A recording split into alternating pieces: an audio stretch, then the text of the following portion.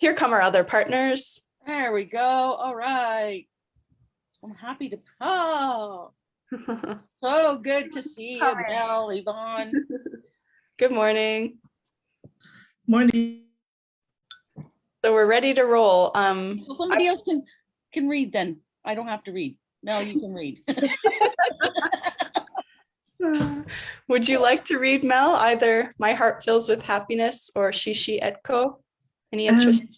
I don't mind. I don't mind either one. Sure, I'd be glad to read. I love listening to Mel read anyways. Don't make me blush. Okay, well, why don't you start us off, Mel, with My Heart Fills with Happiness. That's a nice way to start. All right, sounds good. Thank you. Keep off. Take it away.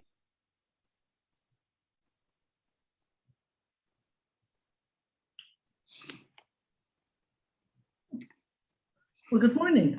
This story is called My Heart Fills with Happiness. Unfortunately, I can't see the name of the author.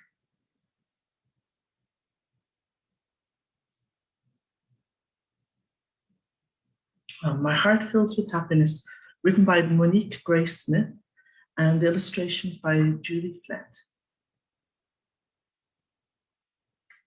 My heart fills with happiness when I see the face of someone I love.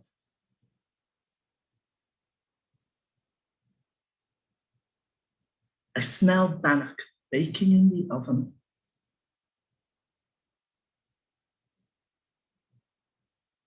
I sing.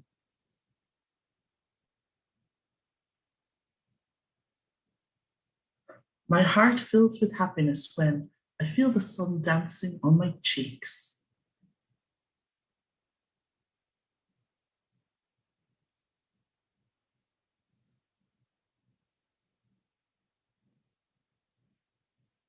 I walk barefoot on the grass. I dance.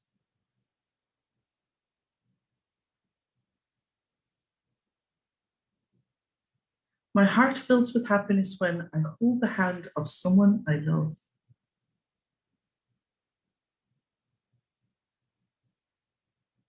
I listen to stories.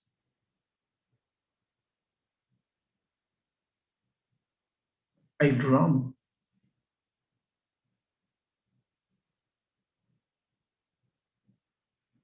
What fills your heart with happiness?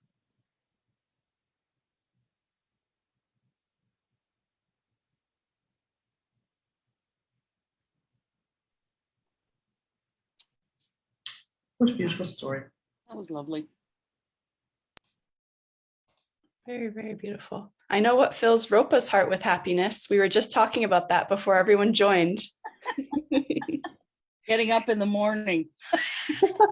And do you want to share, Ropa? Come on, tell us. Is it the fact that I've graduated? Oh, yes, I graduated on Saturday. And That I is have definitely assignments left. Congratulations, Ropa. Thank you. Okay, so I will share. Oopsies, I'm in the wrong place. Sorry. There we go. There we go. And I will read Shi-shi-Etko by Nicola I. Campbell. Pictures by Kim LaFave. Oh, this is tricky. 1, 2, 3, 4 mornings left until I go to school, said Shi-shi-Etko as she watched sunlight dance butterfly steps across her mother's sleeping face. Streams of light sent shadows across her mother's cheeks, she said. Mom, wake up. It's time for us to bathe down by the creek. Her mother blinked. You woke early today, Shi-shi-Etko, she said, swinging her feet to the floor. With the first steps of sunrise, Shi-shi-Etko skipped along the worn path, through the cottonweed trees, all the way to the creek. My girl, we will not see each other until the wild roses bloom in the spring, and the salmon have returned to our river. I want you to remember the ways of our people. I want you to remember our songs and our dances, our laughter and our joy, and I want you to remember our land. Then her mother began to sing. Her voice traveled from tree to tree, flowing through the valley, caught by the wind, carried on the wings of eagles in flight. Shi-shi-Etko could not help herself. She looked at everything, tall grass swaying to the rhythm of the breeze, determined mosquitoes, working bumblebees. She memorized each shiny rock, the sand beneath her feet, crayfish and minnows and tadpoles that squirmed between her toes, all at the bottom of the creek. They were almost home when cousins, aunties, and uncles and the rhythmic tap of Yaha's old cedar cane could be heard through the trees. Mother, father, they're here, Shi-shi-Etko ran to greet her family. Sunlight, wood smoke, and scent of barbecue sockeyed salmon filled the air. Dishes clattered, footsteps pitter-pattered, and laughter echoed from tree to tree. Afterwards, in the late night silence, tucked safely under Yaya's patchwork quilt, Shi-shi-Etko counted her fingers. There are only 1, 2, 3 more sleeps until I go to school. In the morning, when Shi-shi-Etko woke, the sky was changing, navy to brilliant blue. She lay listening to the cool autumn breeze sing morning songs. Soft drum, heartbeats.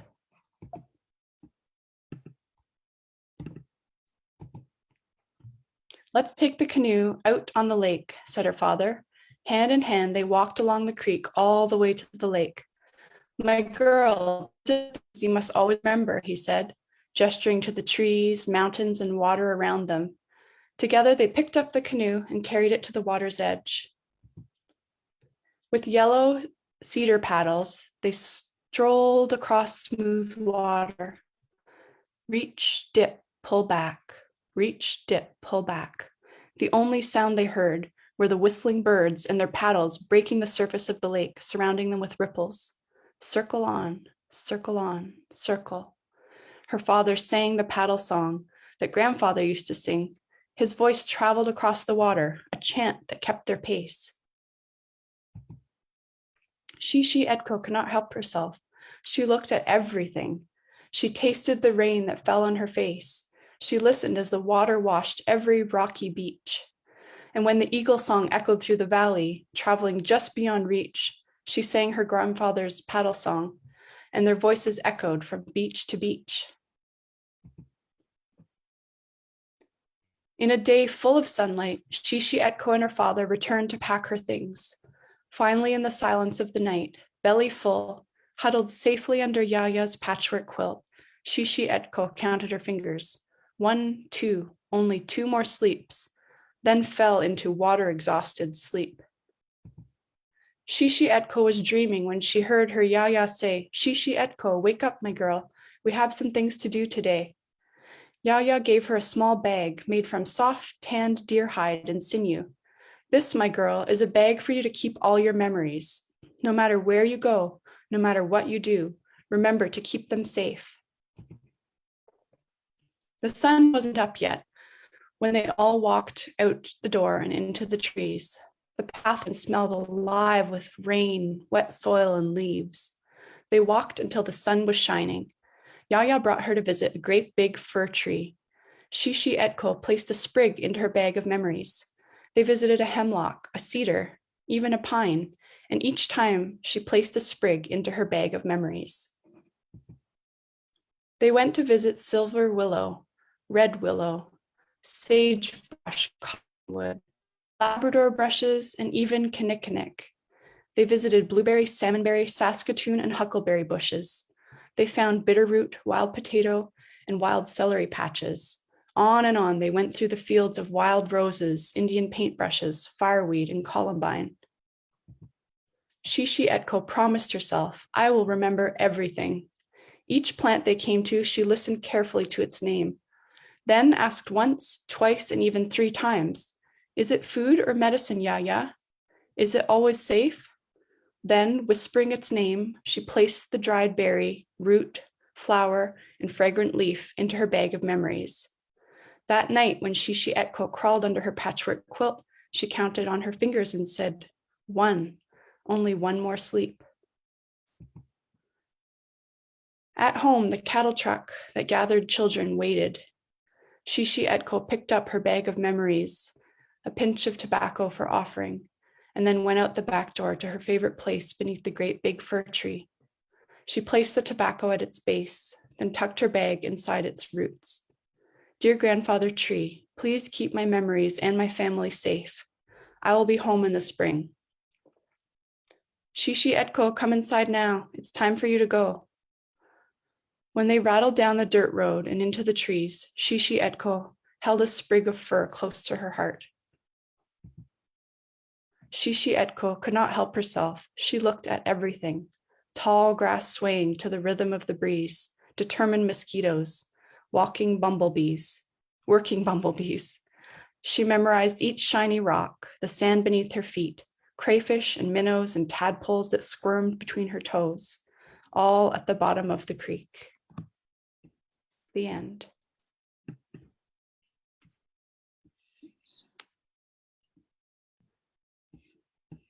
It's a powerful story. At the beginning of that story, I was thinking, oh yes, excitement about going to school. And then as we kind of went through, it's like, uh-oh. Mm-hmm. Holding the memories and retaining that knowledge and how important that is. Yeah, and how and what her grandmother gave her, mother gave her was a medicine bag, right? So normally those would be worn. Interesting to see that she planted it with the tree. Yeah, and as we were reading that, I just went and collected some of my medicine bags that I've had over the years. No shortage of medicine bags, as you can see, and they all have memories in them. Usually rocks, but sometimes plants and bits of tobacco and stuff like that too. But yeah, just thought I'd share that with you. I think it's maybe it was just so wise of her to put her medicine bag at the base of the tree, because we know that when the children went to schools, like all of their possessions were taken from them, you know, and that hold all those memories. So I don't know, the story just breaks my heart, but it just seems that for me, I was reading into it that keeping it safe in the base of the tree, that when she comes back, it won't be lost on her, you know, because she has it all there. It hasn't been taken from her. I had the exact same thought, Mel. I thought, oh, thank goodness she left it there. That's the only reason that this story exists, is because she left it there in some ways, right? Is that it was there for her to return to pick back up her ways of knowing. Also, you know, like I said at the beginning, it was like, oh yeah, excited about going to school. And, you know, it ends with her leaving for school, and that it's up to us to kind of understand and think about what happened next, right? The story leaves us there as she's going.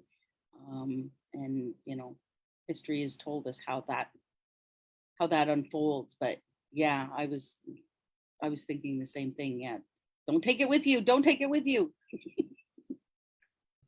That theme actually of being excited about going to school. I don't know if any of you have read, but a really good story for slightly older audience than this book maybe, but there's a book called Fatty Legs, and it captures that same idea that there was an older sister who had gone to residential school, and then the younger sister was excited. She wanted to do like what her big sister had done, and her big sister said, you know, don't go, you don't want to go. But it was still that excitement of that anticipation of wanting to try new things, right? That all children have. And just how that's another of that like heartbreaking moment where you're like, just listen to your sister, you know, you're reading the book, just being like, don't go.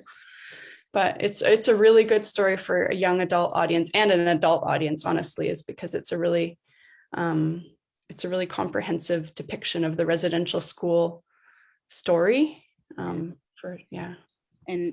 as she's going about her days before going to school, and mom is telling her, don't forget and remember, and she's trying to hold everything, memorize everything that she's seeing, and all of that, and how important that will be through that journey of being in residential school, right? Hanging on to that. We know how hard that will be. And so just that kind of that process of, memorizing the rocks, looking at the plants and the water and all the creatures swimming around in the water and all of that, right? Just kind of embedding it in your memory so that you can hang on to that when things are not so good. There is a second part to this book. We have it, and it's when the younger brother, the next year, the younger brother goes to school. So he's, you can tell throughout the story how he knows some of the things that happens because his sister tells him, and he comes back like her hair has been cut, her braids have been cut off in the second story, and the dad's talking about the canoe and the waves, and very sad. Yeah. I found it very interesting. They talk about when she was huddled underneath her patchwork, the patchwork quilt, and huddled safely under the patchwork quilt. And it was all of these things that they mentioned that, we know another side to that. And I think that's what makes the story, it seems so so innocent, and safe, and the frightening thing is that we know the reality, and that each page that the book mentioned. Very beautiful story, and I think it really contrasts as well against the first story. What brings you happiness, and which is such a beautiful little story, like singing and drumming. So, the traditions that are passed down with the music and the stories and the baking of bannock, and very beautiful, so simple, but so beautiful. Yeah. When we got to the part in that about the smelling the bannock in the oven, usually bannock is fried, and not saying that it's not baked in the oven, but my mom used to do it both ways, and as an adult, I have never been able to actually bake it. It comes out like a brick, and I couldn't figure it out. And my aunt shared with me one time that it's because of the using an electric stove to bake it somehow works differently on the ingredients, right? So that if it was in a gas stove or a wood burning stove, that's what makes the baked bannock come out good. And like I said, I have tried numerous times to make it in an oven, and no luck so far. So I have to believe that she knew something when she was telling me that you need to do it in a gas or a wood burning stove to make the baked bannock work. Do you think What's it's it taste like, Angela? Sorry, no. Hannah, I didn't get into I was it. just going to ask if you think it's heat. That's maybe the reason. The fire is so much hotter than you can get your oven. I don't know. I'm sure there's some scientific reason why, but for my own, like I said, my own experimentation, it doesn't work in an electric stove. It just, maybe I'm doing something else wrong, but I gave up years ago trying to bake it, and I stick with the fried version. I know how that works. I was just asking, Angela, what does it taste like? Is it just like a bread? Yeah, and the interesting thing is Indigenous peoples around the world will have something similar. I remember one time bringing bannock to a potluck, and I usually make, they look like biscuits, right? And actually, some of my husband's family is from from the States. And I remember when they came and visited, and I had made bannock, which we call scone, right? But sometimes people equate that with scones. But anyways, so the family saying, oh yeah, what are those biscuits? We like those biscuits, right? It was basically bannock. But as I was saying, Indigenous peoples, one time I brought this, and somebody from Jamaica said, they're fried dumplings. We have those, they're fried dumplings, right? And if you think of naan and any of the other, bread that is traditional to different Indigenous peoples, it's all kind of, a staple kind of a food that they would have. Next time we have a potluck, when we're allowed to get together, I'll bring some. I was gonna say also that while we were listening to the book, it kind of sparked a conversation that Angela and I were having a week ago. And I was trying to think of like the importance of history being told by different people so that we're able to see a more holistic version of what history actually looked like, and the importance of nature within that conversation. I think when I think of things like trees, I know trees that were planted when my great grandmother was born that have carried on from generation to generation. And people be like, oh, this story happened here, and this happened here, and this happened here. And so for me, it kind of listening to this story just made me really understand. The conversation I was having with Angela was on the importance of the land acknowledgement and the relevance that it has to the Indigenous people. And so I'm kind of like looking at it as it's important, one, for children to learn about the importance of the earth and the importance of the land and everything that the land gives us as people. But it's important to also acknowledge that the land was used as a tool to oppress groups of people. And it's also been used as a tool to justify certain things too.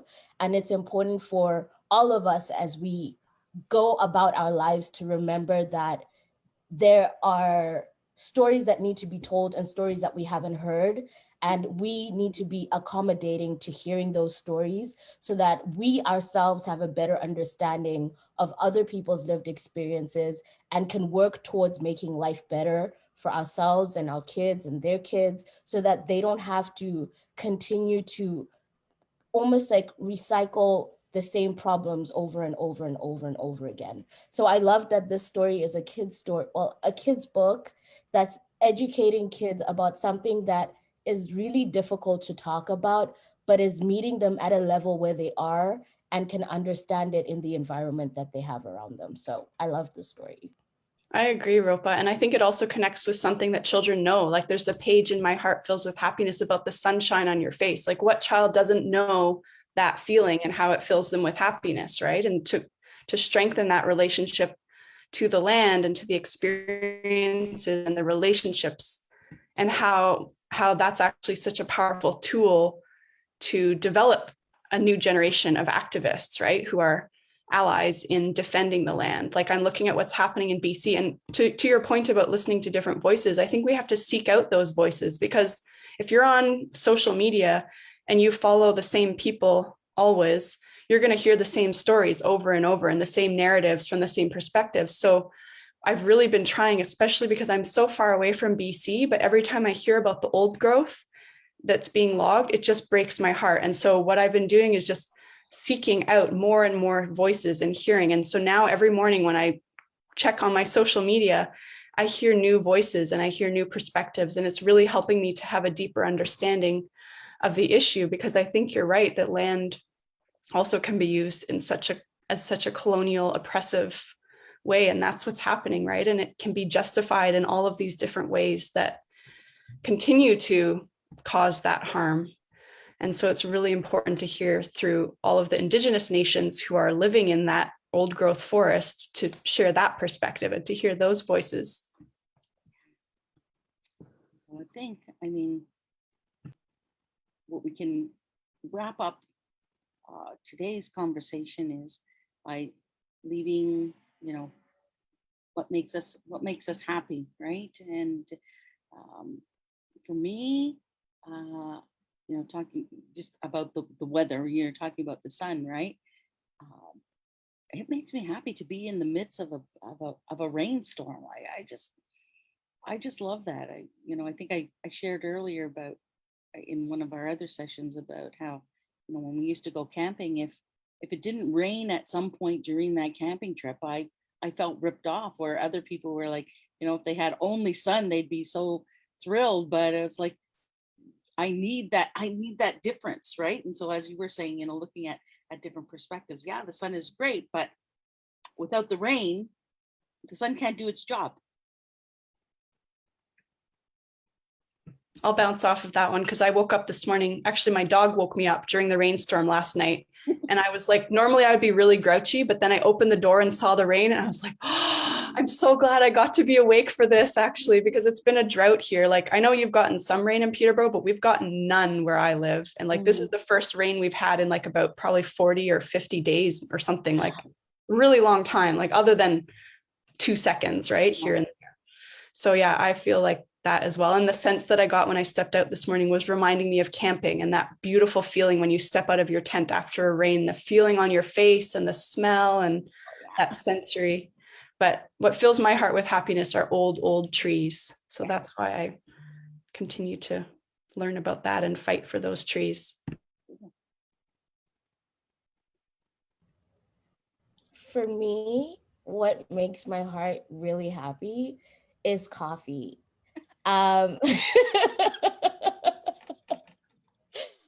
When we were younger, my grandma used to make a mean cup of coffee. This lady would have like the firewood, she would have a pot, and she would boil it for hours until the whole house was filled with just the aura and the scent of roast coffee, just coffee to the wind. And now whenever I'm really sick or I'm homesick and I just miss home, I always just have a cup of coffee in the morning, and it just reminds me to remember my grandma because she's passed away now, but also to just be grateful for the fact that I can drink a cup of coffee in the morning. And that just makes me really excited for the day to come. So coffee makes me very happy.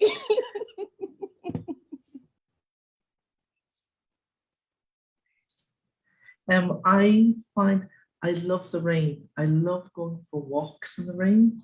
And I have to say, I love going out with my dog. It gets wet. I love that wet dog smell. It's just, that smell. He's clean, but he's just like, oh, you smell like a wet dog. So it just, for my daughter and myself, we always have a laugh about the smell of, the rain. And I love this wet grass. You know what I mean? I love the smell of wet. But then the dog, and my daughter's birthday is in May, and every year, I tell no lie, it has rained on her birthday. So she's 21 now. She just turned 21. So this year, it was a cloudy day on the 10th, and it wasn't, we had a nice quiet day, went for a walk during COVID. And she, at the end of the day, she said, I had a nice day, but I'm a little bit disappointed. It hasn't rained. So I said, hold on, the day isn't over. The day isn't over. So that night, that evening, it was this hazy rain. So we had to go out into the rain. It just wasn't complete unless it rained. Yeah. And a wet dog on top of it. Ron, how about you? Sorry, I wasn't able to participate too much in the conversation today, but really what fills my heart with happiness is to hear stories. I was going to say that it's so great to have shared these 2 stories today because the impact for me for Shi-shi-Etko's story was about how children learn, and they learn a lot by feeling for themselves, making it accessible in their own language, but also the passing of stories through different generations. So I love it when people say, do you know that this and your grandmother and your grandfather, and we carried it around and we used it for this and we used it for that, and here it is today. I love it when people are in that environment where they can trust each other to share that story and to pass that story. So this series has a lot of meaning for me, and I thank you all for being so candid and sharing this way. Thanks. Thank you. Thanks to everyone. What a lovely way to wrap it up. Mhm. We'll see you all in a couple of weeks. Bye for now. Bye. Bye for now. Enjoy the rest of the week. Bye-bye.